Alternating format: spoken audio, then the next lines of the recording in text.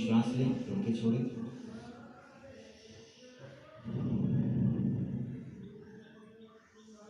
परम पूज्य गुरुदेव, परम वंदनीय माता जी का स्नेह आशीष हमें प्राप्त हो रहा है, इसी भावना करें। उगते हुए सूर्य का ध्यान, सूर्य की स्वामी किरणें हमारे समस्त शरीर पर पड़ रही हैं। हम ऊर्जावान, तेजवान, वीर्यवान, शौर्यवान, वर्चस्वी, तेजस्वी बनते चले जा रहे हैं। हमारे अंदर की नकारात्मक चीजें, बुराइयां स्वतः धीरे धीरे हमारे शरीर से बाहर निकल रही हैं, दूर हो रही हैं। हम अच्छे बनते चले जा रहे हैं। हम जिस उद्देश्य के लिए यहाँ आते हैं वो हमारे उद्देश्य पूर्ति होती चली जा रही है। इन्हीं सब भावनाओं के साथ परम पूज्य गुरुदेव, परम वंदनीय माता जी के सूक्ष्म हृदय और सानिध्य में गायत्री महामंत्र सहस्त्र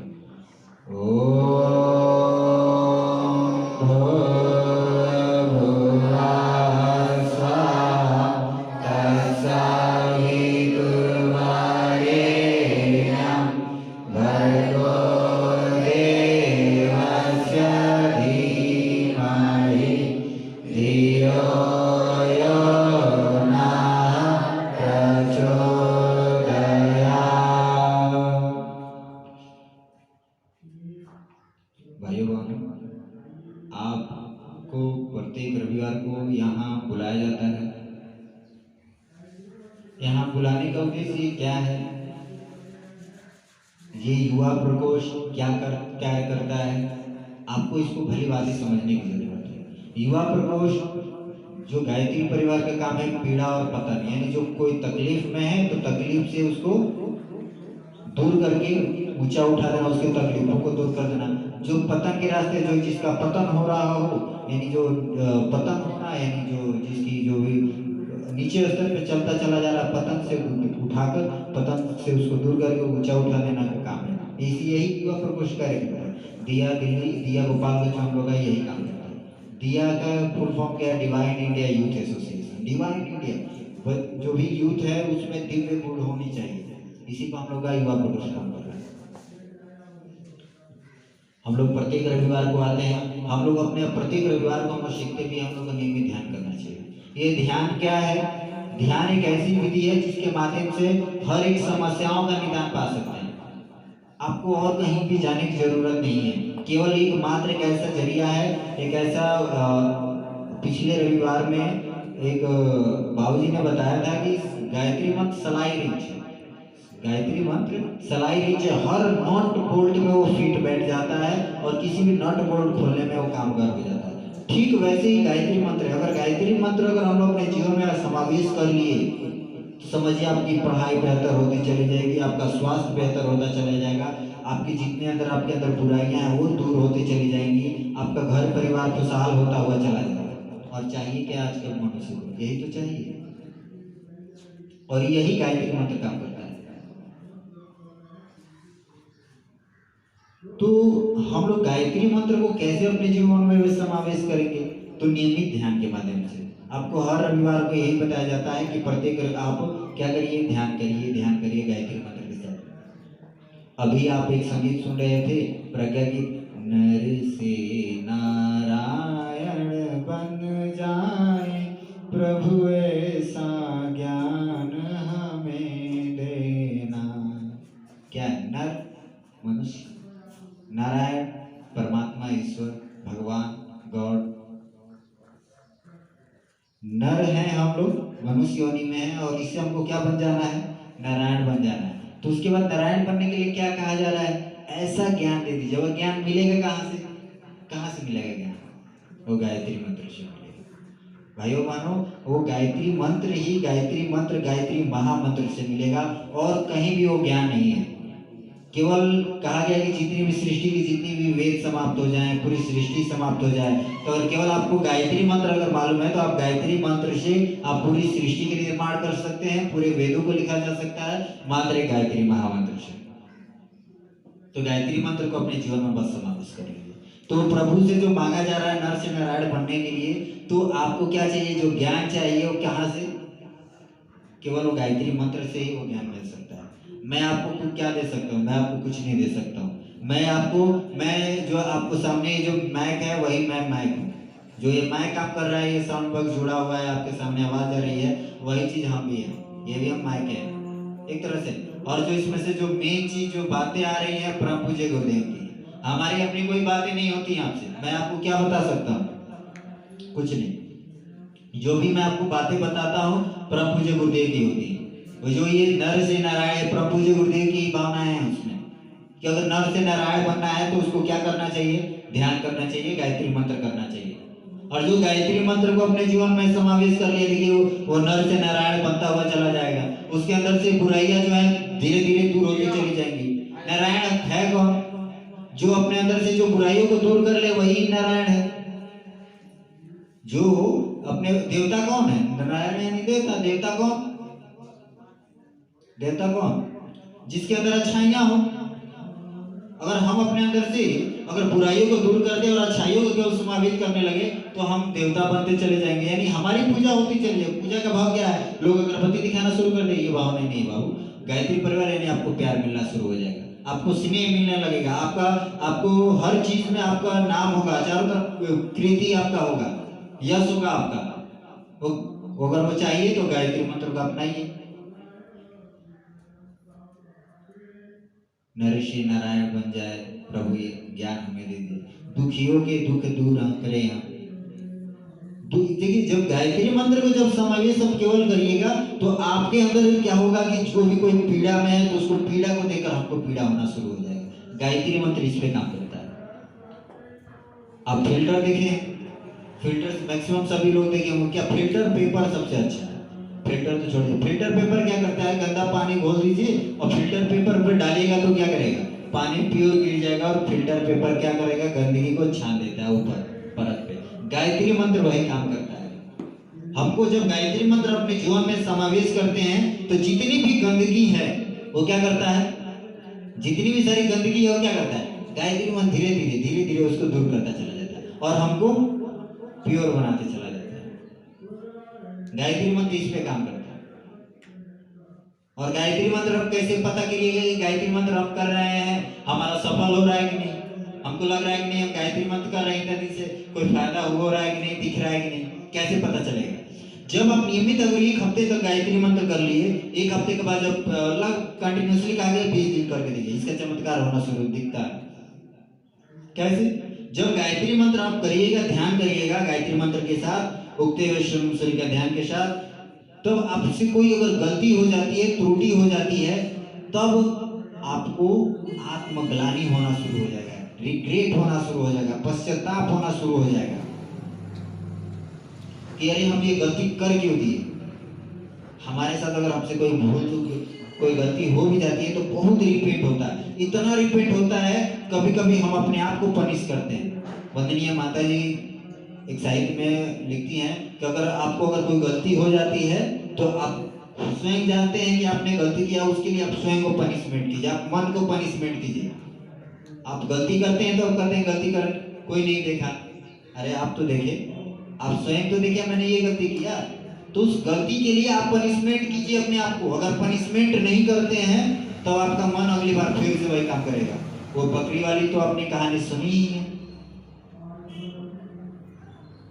बकरी को मन उसका बार बार खाने का मन करता है, बार बार बीरबल उसके मुंह पर मारते हैं, बार बार उसको मुंह पर इतना मारते हैं, इतना पनिश करते हैं, इतना दंड देते हैं उस बकरी को, क्या होता जाता है? उसका मन जो है मन स्थिर हो जाता है, मन करता है लेकिन खाती नहीं है। वही चीज हम लोग का है। हम लोग का जो भी गलत प्रवृत्तियों में मन जाता है तो मन को वहां मारिए अपने आप को। कैसे अपने आप को मन को मारेंगे? आप कह दीजिए कि आज मेरा फेवरेट चॉकलेट है, आज चॉकलेट बंद, 1 हफ्ते तक चॉकलेट नहीं खाएंगे। आइसक्रीम खाते हैं, 1 हफ्ते तक आइसक्रीम नहीं खाएंगे। जो आपका सबसे अच्छा, 1 हफ्ते तक पिज्जा, रोज आपको पापा पिज्जा लाते हैं, पिज्जा आएगा लेकिन सामने रखा हुआ नहीं खाएंगे। आप लोग बर्गर खाते हो, बर्गर सामने आएगा नहीं खाएंगे, वो अपने आप को पनिशमेंट दो। जो आपका फेवरेट चीज है, यानी फेवरेट भोजन हो सकता है, फेवरेट गेम हो सकता है, फेवरेट फ्रेंड हो सकते हैं, जो आपके जिससे फेवरेट फ्रेंड से बात करना बहुत अच्छा लगता है, उस चीज को आप छोड़ दीजिए 1 हफ्ते तक, अपने आप को पनिशमेंट दीजिए। अगर आप कोई गलत काम कर देते हैं देखिए आप कितना आपका जो मन जो है कंट्रोल में आ जाएगा। परम पूज्य गुरुदेव जी एक बात लिखते हैं, मनुष्य के अंदर 3 चीज होनी चाहिए, उपासना, साधना, आराधना। 3 चीज, उपासना, साधना, आराधना। उपासना क्या है? भगवान के समीप बैठना। उपासना क्या है? भगवान के समीप बैठना। जब आप आग के पास बैठेंगे तो आपको ठंडा लगता है, गर्मी लगता है, ठीक है। जब आप आग के पास बैठते हैं तो गर्मी लगती है। फ्रिज अगर हम चाहें, हम आग के पास बैठ गए हैं, हम चाहें क्या है हमको गर्मी ना लगे, तो क्या ऐसा संभव है क्या? आप चाहो या ना चाहो, जब आप आग के पास बैठोगे तो गर्मी आपको लगेगी ही लगेगी। फ्रिज में अगर कोई हम बोतल रख दें और उसमें पानी रख दें, हम बस रख दिए हैं, हम चाहते हैं कि मेरा पानी जो रखें वो ठंडा ना हो, क्या ऐसा पॉसिबल है? आप चाहो या ना चाहो, फ्रिज में रख देने से वो पानी क्या होगा? ठंडा होना ही होना है।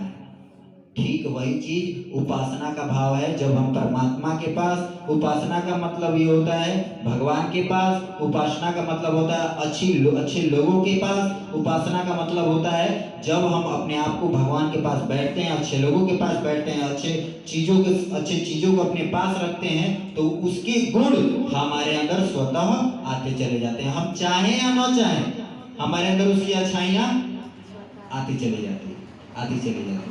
हमने बहुत सारे बच्चों में देखा है, हम तो बस केवल उपासना करते हैं। आप देखते हैं कि टीचर जो है, टीचर पढ़ा रहा होता है, तो टीचर देखिए, टीचर 1 महीने तक पढ़ा रहा होता है तो टीचर का स्टाइल बच्चा मारना शुरू कर देता है। टीचर का जो एक्टिविटी कुछ होता है तो बच्चा करने लगता है। आप लोग देखे हैं, सर हमारे ऐसे बोलते हैं। आपको ये मूवी देखते हैं, मूवी के पास बैठ के कितना समय बिताते हैं बाबू?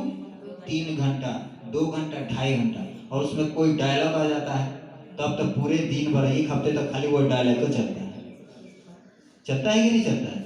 बोल के देखो, थोड़ा कल्पना करो, चलता है मुंह से? कोई कहा क्या बोलो, चाहो या ना चाहो आपके पास आ गया। वो आप उपासना की, गंदे चीजों के पास बैठेंगे तो गंदी चीजें आएंगी, अच्छे लोगों के पास बैठोगे अच्छी चीजें आएंगी, वही उपासना है। समझ में आया? तो आपको नियमित उपासना करना है। अब ये आपके पास, अब नाली के पास बैठ गए और नाली से खूब गंदा गंदा गंदा गंदा चीजें, देखिए आपके पास अपॉर्चुनिटी है, आप चाहो तो अच्छे जगह पे भी जा सकते हो, आप चाहो तो गंदे चीजों पे जा सकते हो, कोई आपको रोकने वाला नहीं है। और रोकने वाला कौन है? केवल युवा प्रकोष्ठ ही कर सकता है। बाहर जाइए, आप सिगरेट पीजिए, देखिए कोई रोकने वाला? कोई नहीं रोकने वाला। सही बताते हैं, आप बाहर गुटखा खाइए, पान खाइए, नशा करिए, कोई रोकने वाला नहीं है। लेकिन वही तो इतनी अच्छा काम करिए तो साहित्य, माले गुरुदेव जी के विचार को फैला दीजिए, लीजिए भैया एक अच्छा साहित्य पढ़िए। अरे तो किताब बांट रहा है, किताब बेच रहा है क्या जी? जैसे अच्छा काम करिए तो वो सबसे गलत काम है। आज के लोगों का विचार कैसा है? जितना आप अच्छा काम करिएगा तो क्या है, सबसे गलत। गुटखा खाइए तो मन मन खुश होता है, गुटखा खा रहा है, वाह, कुछ कोई रोकने वाला नहीं है। लेकिन उसकी भावनाएं क्या होती है वो मैं आपकी भावनाएं बताता हूँ। वो देखता है कभी गुटखा खा रहा है, चलो खराब हो गया, चलो ठीक है, बहुत बढ़िया, खराब की दिशा में जा रहा है, बहुत अच्छा, इनका लड़का जो है गलत रास्ते पर जा रहा है। वो अंदर अंदर बहुत खुश है, इस सोच के वो नहीं रोकता है। समझ में आ रहा है? अगर वही अपना बेटा रहता था तब गुटखा खा के देखो 2 चक्कर मरबो करेगा, मारेगा कि नहीं? डांटेगा भी, पैसा बंद कर देगा कि नहीं? तो ये उपासना करना है तो अच्छे लोगों के पास बैठना है, परम पूज्य गुरुदेव जी के पास बैठना है, गायत्री माता जी, परमवंदनीय माता जी के पास बैठना है, सूर्य भगवान को बैठना। सूर्य भगवान के बैठ गए, वहां ही भावना कर लिया हम सूर्य भगवान हमारे सामने हैं, उदय हो रहे हैं। सूर्य भगवान में देखो कितनी बड़ी गुण है। सारी सृष्टि की पूर्ति जो करते हैं, सृष्टि की जो पूर्ति हो रही है किससे हो रही है? सन से हो रही है। क्या हम ऐसा नहीं कर सकते? क्या सूर्य भगवान से प्रार्थना करें कि ऐसी शक्ति हमें भी दीजिए कि हमारे माध्यम से हम 10 लोगों को, 20 लोगों को हम कुछ अच्छी बातें बता सकें, अच्छे उनके पीड़ा को दूर कर सकें? ऐसे हम लोग नहीं कर सकते हैं। उपासना समझ में आया? उपासना का मतलब हो गया भगवान के समीप बैठना, अच्छे विचारों के बीच बैठना, और वो विचारों को अपने जीवन में धारण करना। आप चाहो या ना चाहो, आपके अंदर वो अच्छाइयां आना शुरू हो जाएंगी केवल उपासना से। अगर गंदे के बीच बैठोगे तो गंदगी आएगी, अच्छे लोगों के बीच बैठोगे तो अच्छाई आएगी। उपासना ही। दूसरा है साधन। साधना क्या? अपने आप को साधना है। रास्ते पे जा रहे होते, बहुत सारी चीजें अट्रैक्टिव चीज़ें, आकर्षक चीज़ें घूम रही होती हैं, रंग लगी हुई होती हैं, और उससे हम लोग आकर्षित हो जाते हैं। तो वो चीज़ हम लोग को नहीं करना है। आप घोड़ा देखे हो, जो तांगा तांगा देखे हो आप लोग, जो तांगा में जो घोड़ा लगा हुआ होता है, उसके सामने दो ऐसे लगा हुआ रहता है घोड़े, देखे हो आप लोग? क्यों ऐसे लगाया गया रहता है? इधर उधर ना देखे, यानी आकर्षित ना हो, और अपनी जो मंजिल है, एम है, टारगेट है, गोल है, उस पे वो क्या हो, भटके नहीं।